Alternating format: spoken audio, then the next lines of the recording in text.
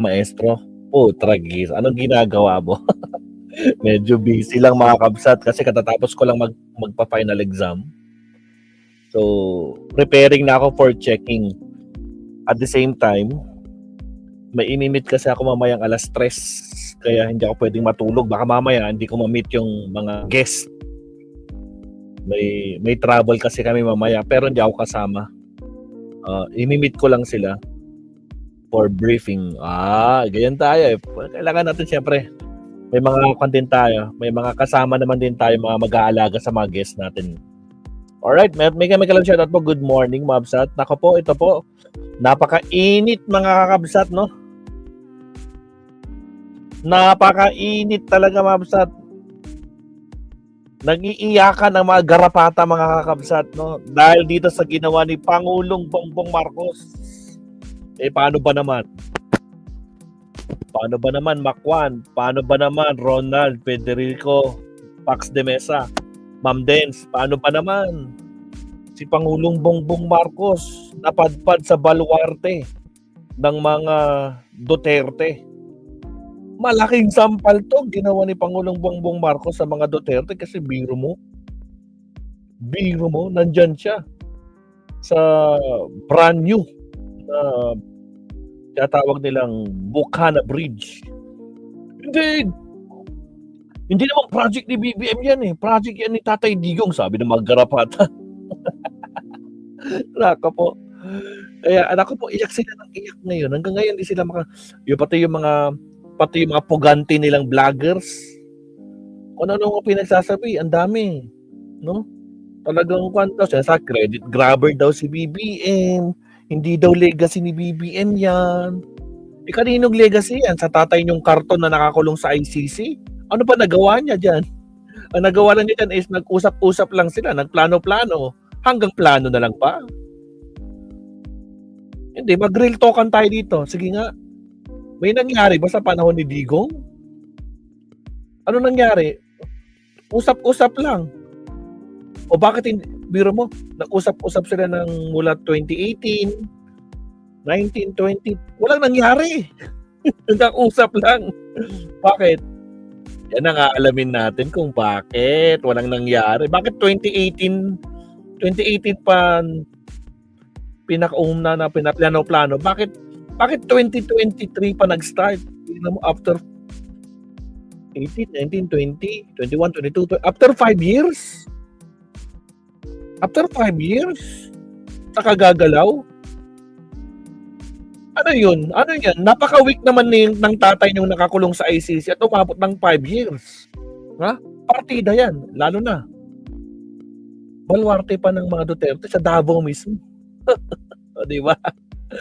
Sana gawa daw si Digonyo ng tulay na yan. Sabi, gawa daw ni Digonyo. Iyak na sila ng iyak, Ma'am Dens. Yun ang problema sa kanila, no? Hindi nila matanggap kasi si Pangulong siguro kapag yung iba pwede, pero pag si Pangulong Bongbong Marcos, masakit talaga sa loob nila yan. Biro mo, baluarte ng mga Duterte, nandyan si Pangulo. Tapos sa December 15 ba yun? December 15 ba? Bubuksan na officially para pwede ng daanan ng mga motorista. Diba? Hello sir, Ading Maestro Paul watching from May Kaunayan City, Bulacan. Shoutout Madam Josefina Farinas. Good morning. Good morning. Alauna na ng madaling araw, ma'am. Sakto lang yung pagkatapos ng live natin, pupunta na ako sa meet-up place namin. I-meet ko yung mga dapat kong i-meet mamayang 3:00. So, maximum of 2 hours. Pero syempre 2 hours ko lang tayo. 1 hour 30 minutes para yung 30 minutes ko. Biyaya ko papunta sa meet-up place. Or kung kaya ng 1 hour, di 1 hour, why not coconut, di ba? Total, kon naman na. So, ito pag-usapan lang natin to, kasi talagang iyak sila ng iyak. No, sino ba yung mga umiyak? Ang dami nila. Hanggang sa mapupunta tayo kay Inday. Tinanong siya ng isang vlogger nilang umiiyak din. Vice President, ano sabi niyo dun sa Bukana Bridge na BBM? Tapos biglang malalaman niyo ano yung sagot niya. Natatawa ako sa mga sagot niya. Tragis eh. Anak talaga ng kamote, mga kabsat. Ibang klase talaga. Ibang level talaga, mga kabsat. Pero hindi niya kayang sagutin ng diretso. Kasi alam niya mapapahiya din siya. Kaya tas pati sa press con kanina, 'di ba? Doon sa kay Attorney Claire, tinanong din niya ni Eden Santos na naman. Eden Santos, mamaya ikon natin anong sagot ni Attorney Claire diyan. Kaya nako po, kayo magkarapatan, magsiiyakan kayo. Kasi kami tumatawa lang, no? Tapos sasabihin nyo, tapos ito na, mga statement ninyo. Ito na, pakita ko sa inyo.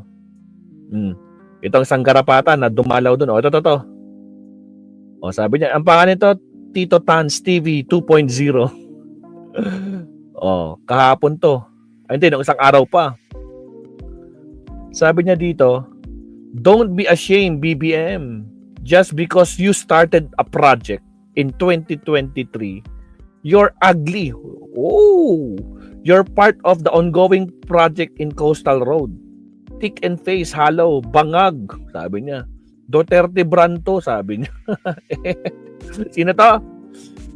Si Titon yan, Tito Tans TV 2.0. Actually, yung chinek ko yung account nito, Duterte talaga to. DDS Garapata to. Ano to? Insurgency o malaya na mula sa mga rebeldeng sa ang Davao Region State. Yes, Chef C, formal nang idedeklarang insurgency o malaya na mula sa mga rebeldeng sa ang Davao Region sa isang programa dito sa Eastern Mindanao Command sa Campanacan, Davao City ngayong hapon, kung saan mismong si Pangulong Ferdinand Marcos Jr. ang magiging panauling pantangal. Yun mismong si Pangulong Bongbong, pinanood na natin yan kahapon, Mabsat, no? 2028 planado, inabot ng 4 years bago maaprubahan. Tapos kay Duterte daw ang proyekto, bakit ngayon lang nag-groundbreaking? Tragis, kaya nga. Ano yung plano ng 2018? Tulog ba ang mga DDS? Yung tatay niyo nakakulog, tatulog ba siya? Pero yung groundbreaking na kay Pangulong Bongbong Marcos dyan sa Davao Coastal, tapos sasabihin nyo, grinab ni Pangulo yan. Anak ng kamote, wala nga nagawa si Digong.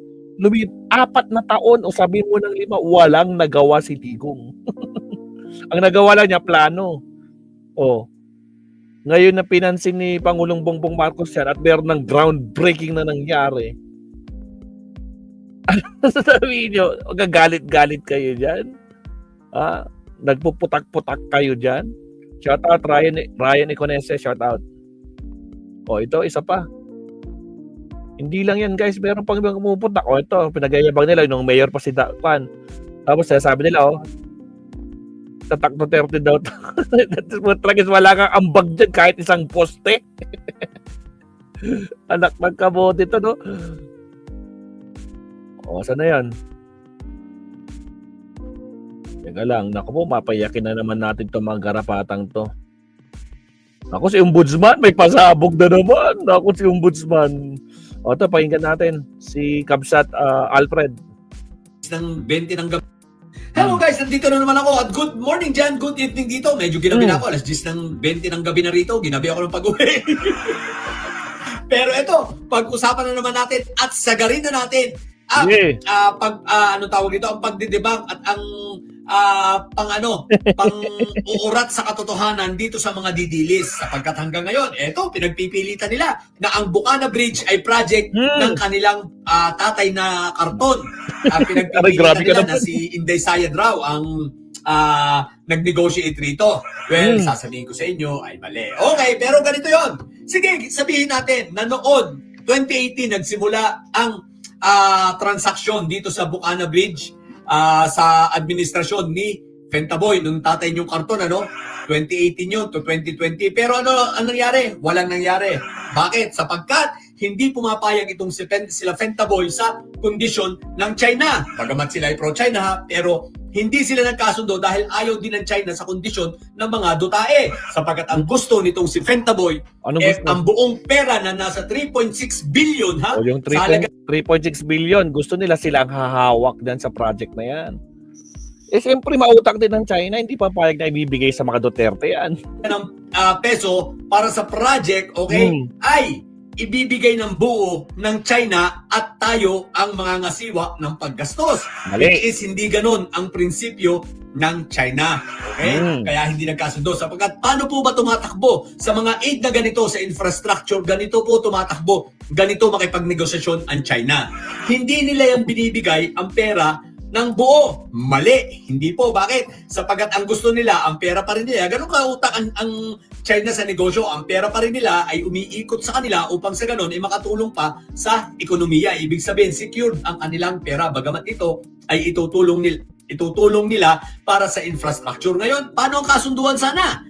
Okay, ganito makipagkasunduan China. Kailangan, okay, ang plano, ang lahat, pwedeng manggaling sa Pilipinas. Ang design pwedeng manggaling sa Pilipinas, pero ang contractor ay manggagaling sa China. Ibig sabihin, kung magpapabid, galing sa Chinese. Ngayon, kinakailangan habang ginagawa, hindi sila pumapayag na ipinapadala ang pera sa atin. Mali, kundi sila ang magbabayad direkta doon sa Chinese na contractor.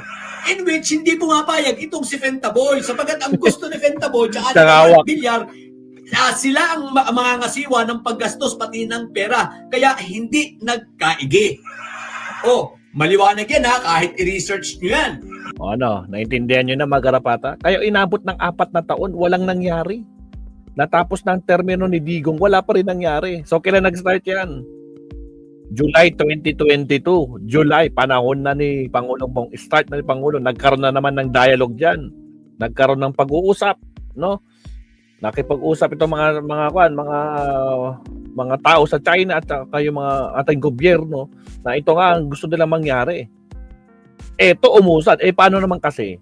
Totoo yun, di ba mga kapsat? Biro nyo? Ang gusto ng mga Duterte, yung budget yan na 3-point-something billion na yan, ibibigay na lang sa kanila at sila nagpapagawa. Ay, nakpo! Baka yung mangyayab dyan, nakakagulat. Kaya hindi papayag yung China dyan. Nakapaw. Tuloy. Yan ang tunay na dahilan. Kaya nga walang nangyaring permahan. Tama. So ngayon, ang tanong, project ba ni Fentaboy? Ang sagot, hindi. Sinimulan na isipin, oo, pero hindi nila naging project. Tama. Hanggang isip-isip lang.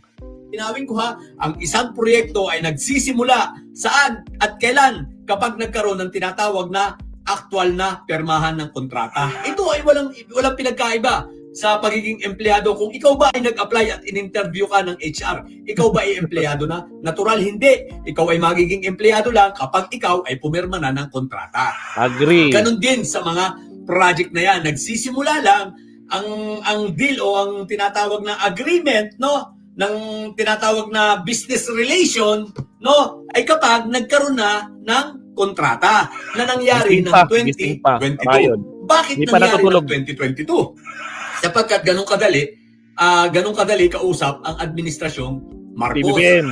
Bakit? Dahil nakakaintindi ang Marcos at hindi sila nangarap na ang pera ay tayo ang mga siwa. Tama. Hindi pinangarap ng mga Marcos na sila ang hawak sa budget dyan. So kung gusto nyo magpagawa ng tulay dyan, sige, well, good. Kayong bahala. O sige nyo. Diba? Hindi tuloy sa kabilang panig. Nako po, kaya tumagal ng 4 na taon. Biro mo, July 22 pa lang July 2022. Kakaupo pa lang ni Pangulo. Nagkaroon na naman sila ng dahil dyan. After a year, ayan, gumalaw na. Samantalang kay Digong, inabot ng 4 na taon. Wala nangyari. Paano kasi? Hindi kasi pabor sa kanila. Hindi pabor. Tapos ngayon na tapos na, gusto nyo kay Digong pa din? Ano ka? Siniswerte? Kamote. Tapos, payag na payag ang gobyernong Marcos sa kondisyon ng China sapagkat napakasimple lang naman. Okay, paano nakipagkasundo ang Pilipinas? Sabi ng Pilipinas, sige, kami ang magpapabid. Ang sabi ng China, sige, pero ang mga bidder ay manggagaling sa amin. Ang sabi ng Pilipino, yes, of course, pwede yan. Teka, ang tanong, sino ang gumawa ng plano? Sino ang gumawa ng design para tailored fit sa pangangailangan at kondisyon ng ating klima sa Pilipinas at kondisyon ng ating lupa ng lahat? Natural, ang DPWH. Sa madaling salita, nagpabid sa 3 kumpanya, no? 3 kumpanya ng Chinese at nanalo na nga ang isa sa Chinese ngayon. Paano ngayon ito gumagana? Paano ngayon ang pondo? Simple lang po, wala pong ipinapadalang pondo sa Pilipinas. Ang gagawin lang po, since progressive billing, Kada billing po, magbibigay po ng bill itong Chinese government sa DPWH. At ang trabaho lang ng DPWH ay i-verify at Update. tingnan kung ganito, kung ilang porsyento na ang nagagawa dahil progressive Exactly. billing ka. Kung ito ay 25% na, i-approve ng DPWH at ipapadala sa Chinese government. Yung bill na yun at yung Chinese government direct ang magbabayad dito sa kontraktor. Nagets na ninyo? Walang Ganun lang dadaanan yan. kasimple. Kaya nga ng pagpasok ni PBBM, sabi ni PBBM, napakasimple, napakaganda yan. Sige, fire!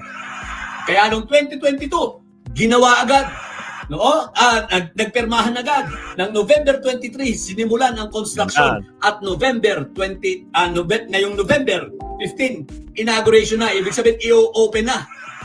In 2 years, natapos ang Bukana Bridge. Sa panahon. Ngayon, makinig kayo, mga panahon DDLs na mga taga-Davao. Yan ba ang nagmamahal sa inyo? Na dapat yan, kung 2018 pa lang, 2020, dapat nasimula na yan, noon patapos na yan.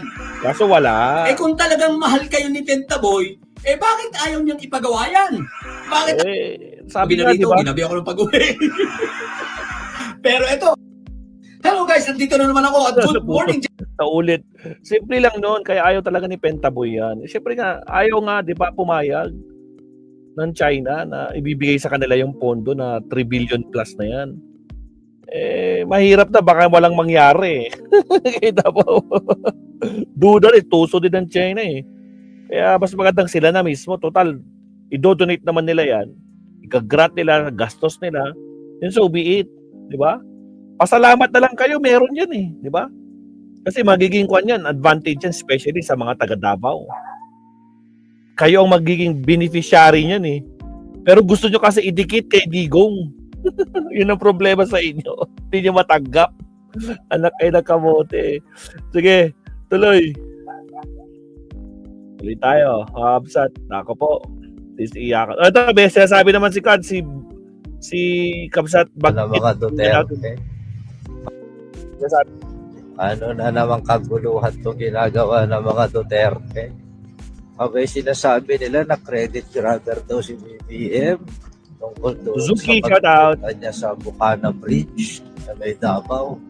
Kaya galit na galit din itong si Baste. Abay teka, sinasabi niyo proyekto yan ni Digong. Nung chinek ko sa Google pa lang to 2023 inumpisahan yung proyekto pagsasaayos paggawa ng Bukana Bridge. Panahon yun ni BBM. Budget noon galing sa administrasyon ni Pangulong Marcos. Paano naging kay Digong? Mga hinayupak talaga ito. Lakas ng tama ninyo. Pwede bang mag-aral muna kayo? Matuto kayo magsaliksik bago magdarak-darak. Kasi.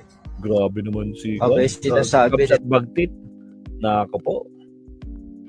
Actually, ito mayroon din sinabi dito si Kan. Maganda yung pagpapaliwanag dito ni Blackbird. Pero masyado mahaba yan eh. Pero maganda yun, Mams. Ito. Ito sa mga umiiyak na garapata. Wala kang ambag, PBBM, sa Bukana Bridge. Wala daw siyang ambag. O pag hindi pinayagan ni Pangulong Bongbong Marcos, baka wala din mangyayari dyan. Diba? Magiging kaparehas ni Digong. Diba? Na ilang taon nang lumipas, walang nangyari. Tapos ito, mayroong sumagot. Mga Absat, isang estudyante, Kurt na pangalan. Mas lalong walang ambag si Duterte dyan. Pera ng bayan, ibabayad namin at sinasadyan yung mga donation ng China. Di pa payag ang China sa walang kapalit. Ano bang ambag ng tatay mong karton? Uy, grabe ka naman kayo. Sasama ng loob nyo Yung tatay daw nilang karton mula 2018 to 2022, di puro drawing, puro plano. Kahit isang pirasong stick ng barbecue, walang naipatayo yung puon mo sa Bukana na yan. Sino sabi dito? Si Kurt, independent citizen, Gen Z, putragis. Ito, si Sasot, si Alan Troy, anak ng kamote, Ang dami-dami niya sinasabi kanina. Putak siya ng putak na sa Bukana kasi nagigil G na G. Galit na galit sila. Ito pa, sa panggarapatang DDS. Kilala nyo ito malamang, si Brian Kalagi.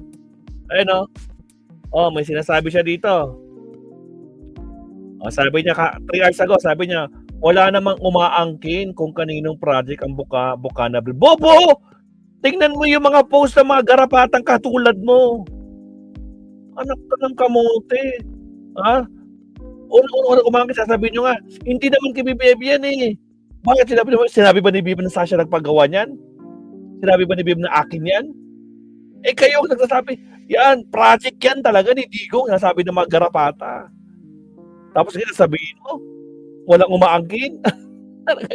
Eh nagre-react ka kayo kasi nandyan si Kon? Nandyan si Pangulong Bongbong Marcos sa Davao pa mismo. Ano yun? Kasi nasampal kayo ng katotohanan, no? Nasampal kayo kasi pumupunta si Pangulong Bongbong Marcos dyan mismo sa Baluarte ng mga Duterte. Dyan pa mismo sa Davao City. Diba? Malaking kwento eh. Malaking sama ng loob nyo kasi nga kitang-kita Davao River, Bukana Bridge. Nakalagay dito yung mga details. Kailan nag-umpisa? 2020, 2023. Kailan natapos? 2025. Eh kanina sa mga papasalamat, siyempre, initiative ni Pangulong Bongbong Marcos na talaga, sige, tuloy natin, go tayo. Wala na. Kayo, basta i-fund nyo. Hindi namin kailangan yung hindi nyo kailangan ibigay sa amin yung pondo. Eh, paano naman kasi sa mga Duterte, gusto nila mangyari, sa kanila ibigay yung pondo para sila daw ang magpagawa sa donation. Eh, kamote rin talaga. Tapos ngayong gawa na, reklamo na kayo ng reklamo, sama ng loob nyo. Putragis kayo. So, ayan na. So, ito, putak din itong si Brian Kalagi. Kaya maraming ganit din dito. Magpunta nyo to. May mga nagko-comment dito na talagang din siya. Defensive din siya. Nagkamote. Ewan ko ba ito sa mga utak na mga garapatang to? O ito, meron pa mabsat. O ito. Meron po si Heidi. Kilala nyo si Heidi tsaka si Chia. Ito siya, wait lang. O ito, sabi niya. Simple lang yung sinabi niya dito. Actually, ito na yung pinaka-shortcut na sinabi ni Blackbird. Si Blackbird kasi 9 minutes. Ito, saglit lang. Wala pang 1 minute. Maganda ng panito. Explanation dito ni Hadi. Infrastructure project takes years. Hindi yun one-man show. The Bukana Bridge started under President Duterte, built the completed under President Marcos. So again, Bukana Bridge started under President Duterte, yung plano, no? And it was started and built and it's being completed under President Marcos. At the end of the day, hindi ito tungkol sa pangalan or tarpaulin o kung sino ang sikat sa ribbon cutting. Ito ay para sa mga Pilipino, especially dyan sa Davao at saka sa mga karating bansa dyan. Para sa mga taong araw-araw na dumadaan dyan. Para sa mga manggagawa, negosyante, commuters, para sa Davao. So yes, credits can be shared dahil ang tunay na nagbe-benefit tayo, mga Pilipino.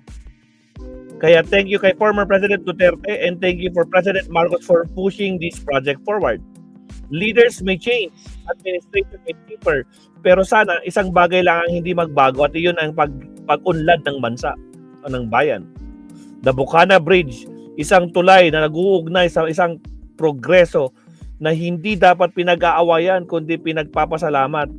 Panalo ang Davao, panalo ang Pilipinas. Talagang panalo ang Davao dyan. Diba? Sila talaga pinakaunang makikinabang dyan. Especially, mas mapapadali. Instead na 2 hours yung lalakbay nila para makapunta sa kabila. Ito, at least 20 to 25 minutes makakarating na sila. At saka yung Bukana Bridge na yan, nako po, umamin na rin si Inday dyan.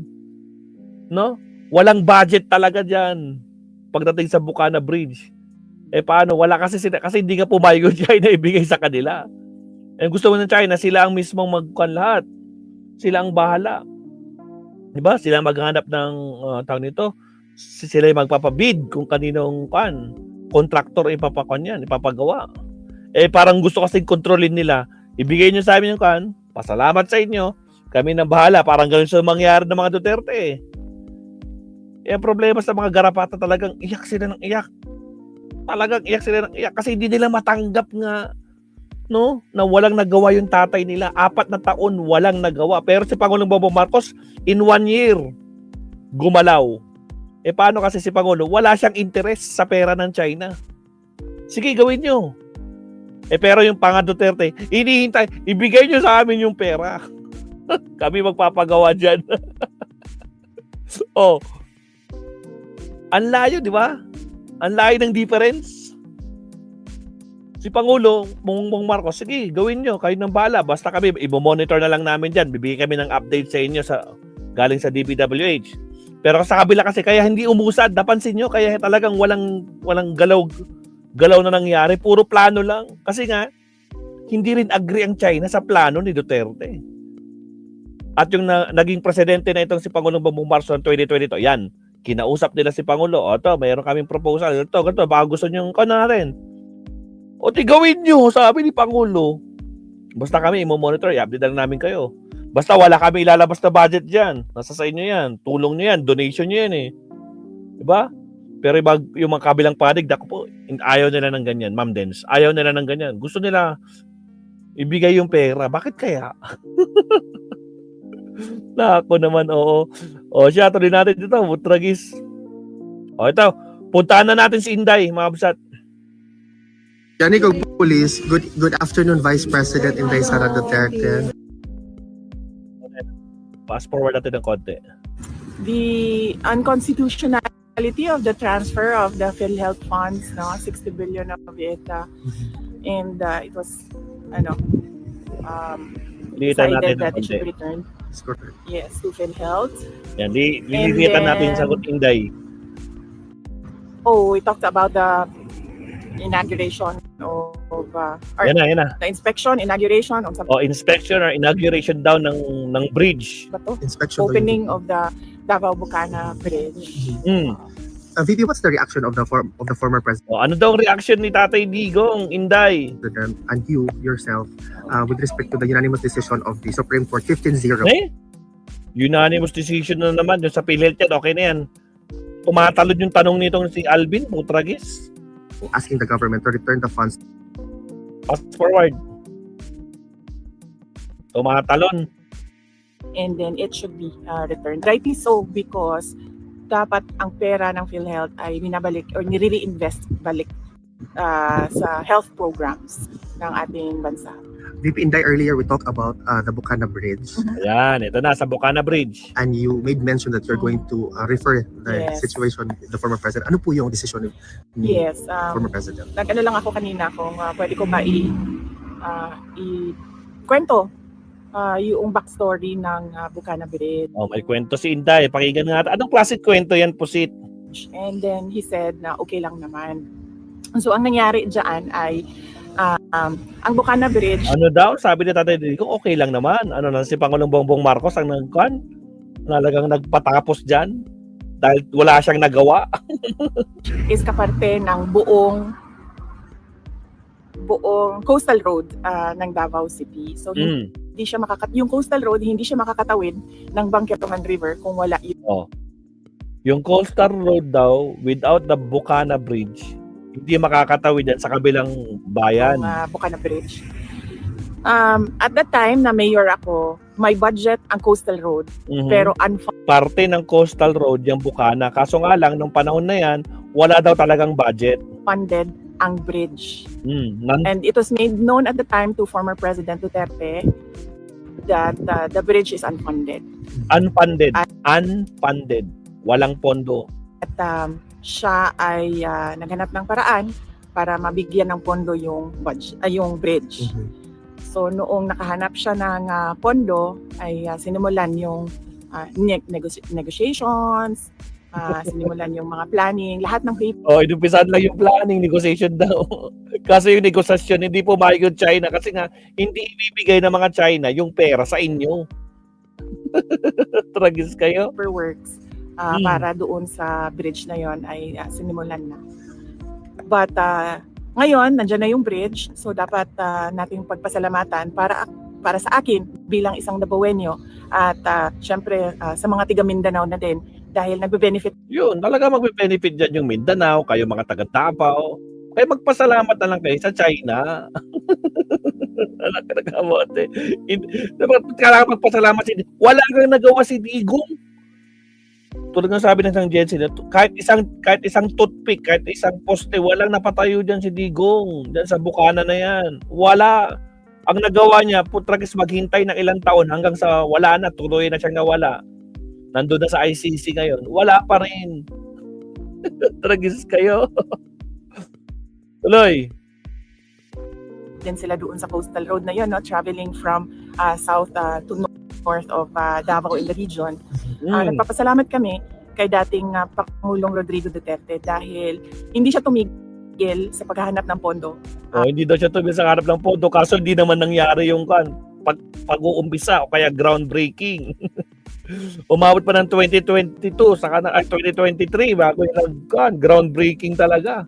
Para doon sa tulay.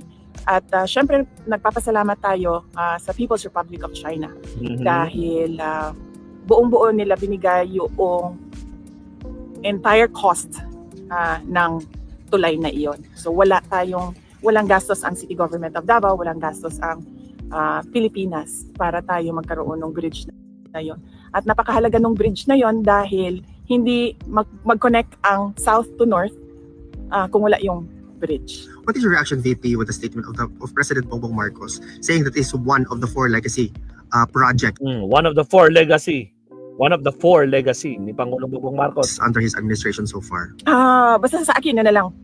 Bilang Dabawenyo at bilang Mindanao. Ayaw niyang sagutin. O, kita nyo, mga garapata, pati yung puon nyo, ayaw niya sagutin. Pero kayo, putak kayo ng putak. Tragis ka.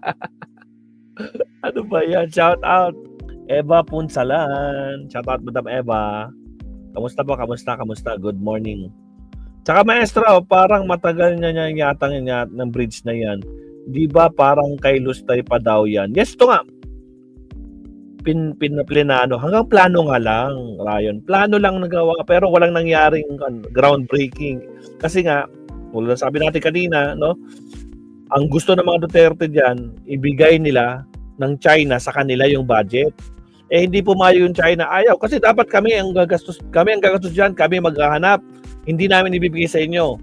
Mag-report na lang kayo kung ano magiging progress niyan. Hindi tulad kay Pangulong Bongbong, kinausap siya.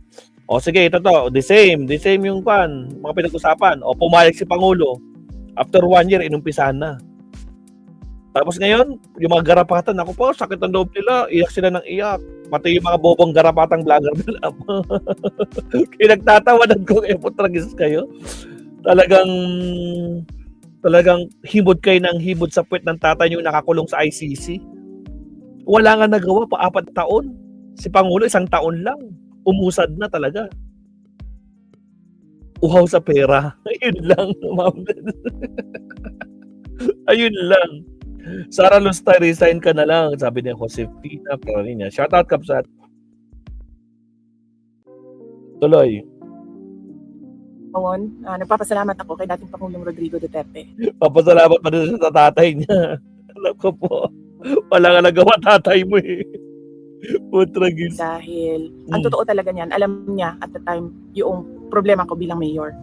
Now, may coastal road, may budget ang coastal road, pero wala kaming budget para sa tulay.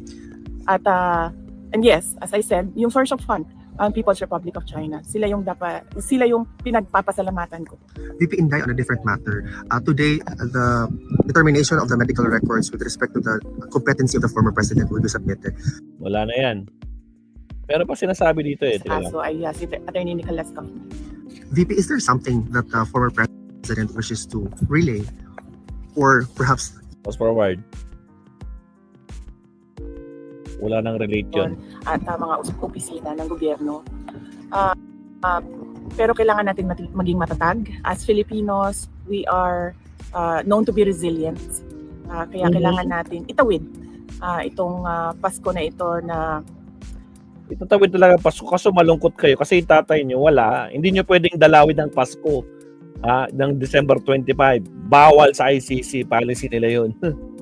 na merong pag-asa sa ating mga puso. At syempre ipagdasal natin yon na mas maganda ang ating taong 2026 sa kung ano man yung dinaanan Ito na yung nakakatawa. Mas natatawa ako dito sa sunod na statement niya. Tingnan nyo guys. natin ngayong 2025. thank you, VP Inday. Ito na. Tingnan natin. May mga bali-balita po kasi na yung ibang media po is pinalalabas po nila na overpriced daw po yung nabili ng OBP na CCTV. Wala pong findings na gano'n. Wala daw findings of common overpriced. No? Kita nyo? Todo deny na naman. Oh. Tragis. Commission on Audit. No, kung nakita ninyo sa statement ng Office of the Vice President, pinublish na yung report ng Commission on Audit. Na-flag down nga kayo ng COA. Diba? Overpriced magkano? 300,000 yung laptop. Computers nyo. Tapos yung CCTV nyo, 200 plus. 1,000. Alak talaga itong sanay na talaga itong si Lustay, mga kapsat, no? Tuloy. Audit at wala silang findings of any wrongdoing sa Office of the Vice President. In fact, meron silang binigay na unqualified opinion. Congratulations. Doon sa Yan na naman, unqualified opinion na naman. Basag ka na nga dyan. opisina ng Office of the Vice President. At kailangan ko pasalamatan doon yung mga kasamahan ko Good sa morning. Office of the Vice President. Kasi sila talaga yung, ako lang yung muka ng opisina. Pero lahat ng paperworks, lahat ng trabaho sa mga utos ko, lahat ng legwork, trabaho yan ng mga personnel ng Office of the Vice President. Kaya papasalamat ako sa kanila dahil nakuha nila yung unqualified opinion. And by the way, congratulations kasi kayo po yung pinakamataas na ratings po. Yes. Mataas daw yung rating. O, sige, ano sasabihin mo dyan? Mataas ang ratings mo. Opo, nagpapasalamat din ako niyan sa ating mga kababayan, no, na nakikita nila yung trabaho. Nagpapasalamat daw siya sa mataas na rating siya kasi daw nakita daw ng taong bayan yung trabaho daw nila. Ang tanong, may ginawa ka bang trabaho? Really? Anong trabahong ginawa mo? Maliban sa pag-travel kung saan-saan. Nagtatrabaho pala yung Vice President. Putragis. Ano daw? Oh! Mga kabsat, nagtatrabaho daw. Isa pa nga, mukhang nagkamali ata ako ng dinig. Isa pa, take 2. Lights, camera, Qualified opinion. And by the way, congratulations kasi kayo po yung pinakamataas na ratings po. Trust rating. Yes, opo. Nagpapasalamat din ako niyan sa ating mga kababayan, no, na nakikita nila yung trabaho. Oh, nakikita daw ng taong bayan yung trabaho ng Vice President. What? Grabe, no? Iba talaga tong si Lustay. Ko bilang Vice President at trabaho ng mga kasamahan Oh, yung trabaho daw niyo bilang Vice President. Meron ba? ko sa Office of the Vice President. Oh. At malaki ang kanilang tiwala sa kakayahan namin. At yes, so nagpapasalamat ko sa mga kababayan natin. At kahit man na bumaba or tumaas yan, na pabago-bago ang numbers, rest assured that the Office of the Vice President will continue to faithfully serve the Filipino people. One more, ma'am. Yes, ma'am. Any reaction, ma'am, kasi sabi po ni BBM is willing daw po siya makipag-dialogo sa inyo para daw po sa ikaw-uunlad ng Pilipinas.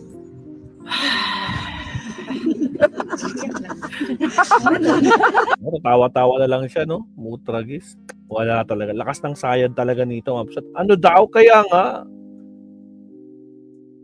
Nagpapasalamat daw siya sa mataas na rating niya kasi nga daw, nakita daw ng taong bayan yung trabaho niya.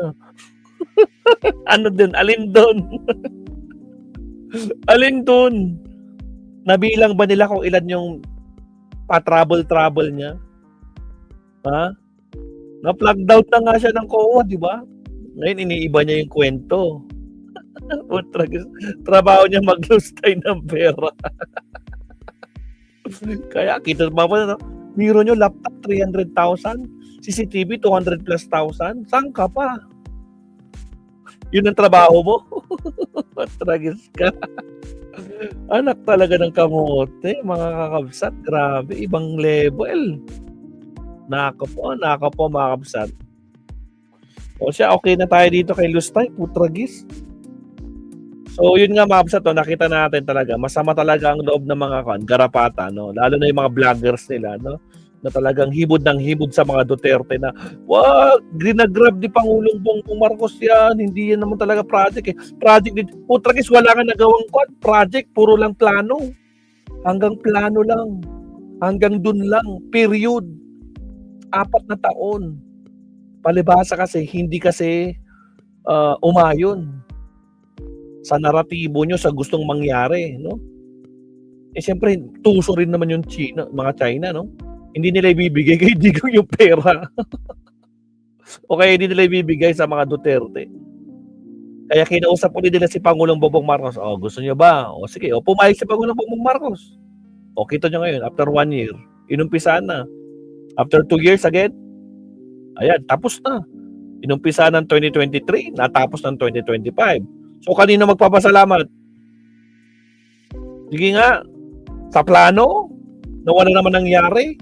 Kasi iba yung motibo. Tragis. Nako po.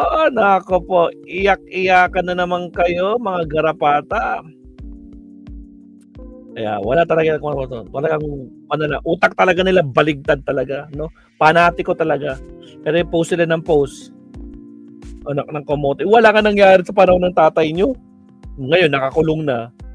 Kawawa, pati Pasko, hindi siya pwedeng dalawin. Nako po, masamang loob yan. Kasi, Paskong Pasko, magpapasko siyang mag-isa. Eh, siyempre, magpapahinga din yung mga tao dyan sa ICC. Kailangan din nila mag-celebrate ng Pasko sa pamilya. Diba? Eh, ayan. Alright. So, next topic tayo, Ma'am Sat, no? Magkano tayo, subtopic tayo. Puntahan natin itong isa sa mga headline din ngayon, Ma'am Sat. Okay, countdown muna tayo, Ma'am Sat. Here we go. Salamat po. Again, sa mga bagong pasok, baka nakalimutan nyo mag-like and subscribe. Akala nyo, almost 49 minutes tayo dito sa main topic. Countdown muna tayo, Ma'am Sat. Alright, here we go.